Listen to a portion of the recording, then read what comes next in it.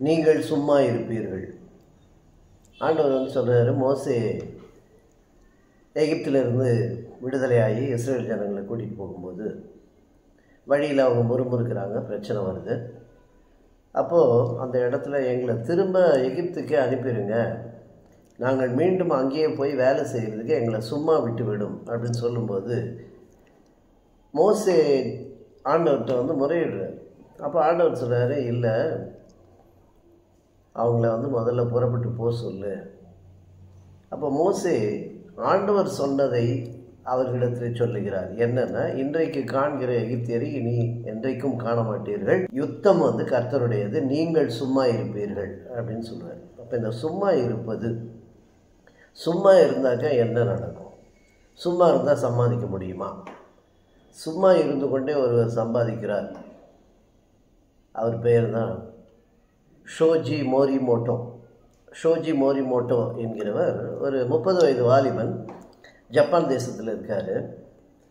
அவர் வந்து ஒரு rental man என்கின்ற பெயரை அவர் பெற்றுக்கொண்டார். அவர் வந்து வாடகைக்கு, தன்னையே வாடகைக்கு விடுகிறார். எதற்காக என்றால், மன அழுத்தத்தில் பாதிக்கப்பட்டவர்கள், தனிமையில் இருப்பவர்கள், சோர்ந்து போனவர்கள், அவங்கள வந்து இவரை கூப்பிடலாம். அவங்க கூப்பிட்டாங்கன்னா இவர் அவங்க கூட போய் இருப்பார்.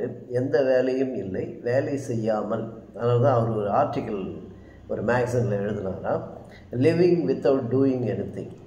அதாவது சம்பாதிப்பேன் ஆனால் ஒன்றும் செய்ய மாட்டேன், ஒன்றுமே செய்யாமல் சம்பாதிக்க முடியும் அப்படின்றத அவர் ப்ரூவ் பண்ணி காட்டினார். எப்படி ப்ரூவ் பண்ணி காட்டினார்?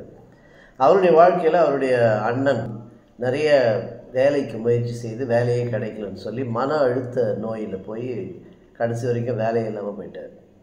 கூட பிறந்த சகோதரி அக்கா, அவங்க தான் விரும்பிய வேலை கிடைக்கவில்லை என்று தற்கொலை செய்து கொண்டு மரித்து போனார்கள்.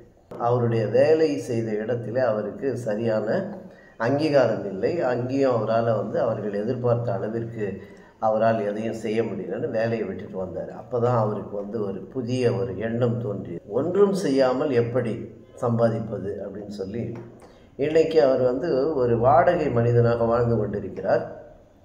மேரத்தான் ரேஸில் ஒருத்தர் அவர் கூப்பிட்டு என்ன சொல்லியிருக்காரு, எனக்கு யாராவது எனக்காக காத்திருக்காங்கன்னு சொன்னால் என்னால் வேகமாக ஓடி என்னால் பரிசை வெல்ல முடியும், அதனால் நீங்கள் அங்கே போய் நில்லுங்க அப்படின்னு சொன்னார். இவர் போய் உதவினார். இன்னொருவர் என்னன்னாக்கா, சோம்பேறியான ஒரு எழுத்தாளர். அவருக்கு வந்து எழுதுறதுக்கு பயங்கர சோம்பேறித்தனம். அவருக்கு என்னென்னா, நான் எழுதுவதை யாராவது கவனித்து கொண்டிருக்கிறார்கள் அப்படின்னா நான் உடனே எழுதி முடிச்சிடுவேன், சீக்கிரமாக என் வேலை முடியும், அதனால் நீங்கள் வாங்க அப்படின்னு தான் இவர் போனார். போய் அங்கே உட்காந்து அப்படியே பார்த்துட்டே இருப்பார். இவர் கவனிச்சுட்டே இருப்பார், அவர் எழுதி முடிப்பார். இப்படியாக ஒரு பெண், அவங்க பாட்டி இறந்ததுக்கப்புறம் அவங்க ரொம்ப தனிமைப்பட்டு டோக்கியோவுக்கு போயிடுறாங்க. அங்கே பணி செய்து முடிந்து ஒரு வருஷம் கழித்து திரும்பி வரும்போது அவங்களால அந்த தனிமை, அந்த யாரும் இல்லை என்ற ஒரு ஏக்கம் அதெல்லாம் இருந்தப்போ இவரை தான் கூப்பிட்டாங்களாம்.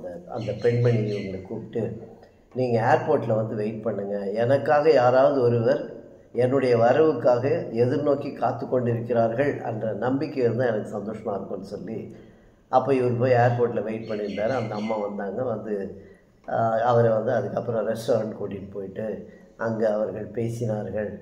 அவங்க எல்லார்கிட்டையும் சொன்னாங்க, என்னுடைய மன அழுத்தம் போனது என்று சொல்லி. அடுத்தவருடைய நலன் கருதி, அடுத்தவருடைய மனம், அந்த மன அழுத்தத்திற்கு தனிமை போக வேண்டும். தனிமை போக்குவதற்கு ஒருவர் துணையாக இருந்து இன்றைக்கு அவர் வந்து ஜப்பானில் ஒரு இதையே தன்னுடைய தொழிலாக வேலையாக வைத்துக்கொண்டு அவர் செய்து கொண்டிருக்கிறார்.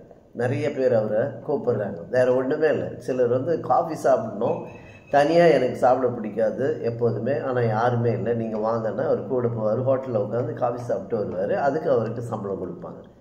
இப்படியாக அவர் சும்மா இருந்து சம்பாதித்து கொண்டிருக்கிறார். ஆனால் நம்முடைய கர்த்தர் சொல்லுகிற சும்மா என்பது வேறு. அவர் சொல்லுவது, யுத்தம் என்னுடையது, நீங்கள் சும்மா இருப்பீர்கள். அப்போ மன அழுத்த போராட்டமாக இருந்தாலும் சரி, தனிமையின் போராட்டமாக இருந்தாலும் சரி, எந்த விதமான மன சஞ்சல போராட்டமாக இருந்தாலும் அந்த போராட்டத்திலே நீங்கள் சும்மா இருங்கள், யுத்தம் என்னுடையது என்று சொல்லுகிற கர்த்தர். Thank you so much. God bless you all.